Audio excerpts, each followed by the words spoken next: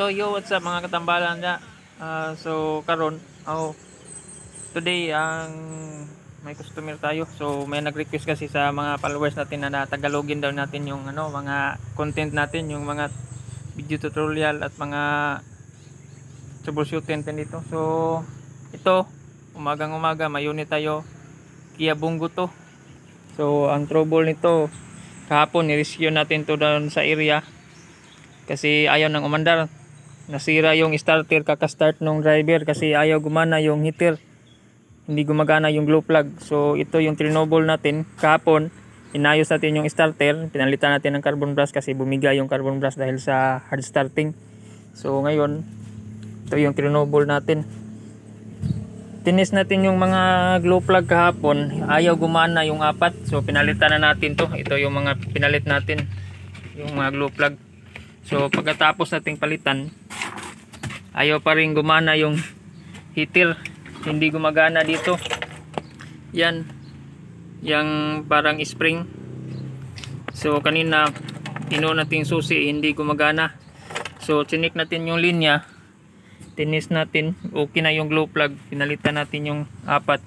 So dito, ito yung wire na to sa mga Kia Bungo to, Bungo 1. So ito yung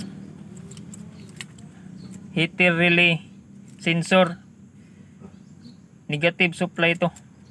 Tapos pag cold start, pag malamig pa yung makina, mahina pa yung binibigay na negative papunta sa heater module. So mas matagal mag-off yung heater. Pero kapag mainit na yung makina, mas malakas na yung binibigay na negative supply parong sa papunta sa sa heater control. So mas mabilis na siyang mag-off. So tingnan natin ganito. So malamig pang makina, hindi pa to nakakaandar. So testing natin kung matagal bang mag-off ang So switch on tayo. Yan yung may spring. Kadalasan 10 seconds tsaka mag-off na yan. Yan, mga 5 seconds pwede na yan.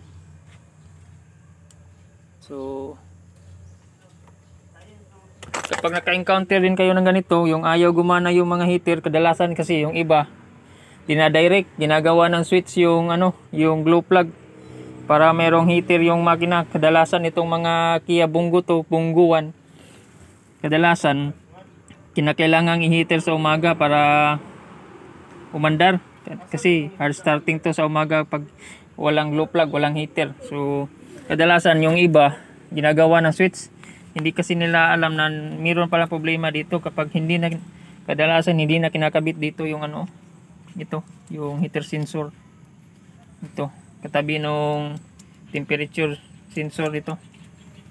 So kapag nag-malfunction to, hindi gagana yung yung glow plug nyo, yung heater. So ito na-check na natin, okay na. So heater natin, yun, start natin pagtapos ng off. So okay, start natin. Yo, one click mga katambalan, subgreen solve. So okay na, gana lahat, RPM.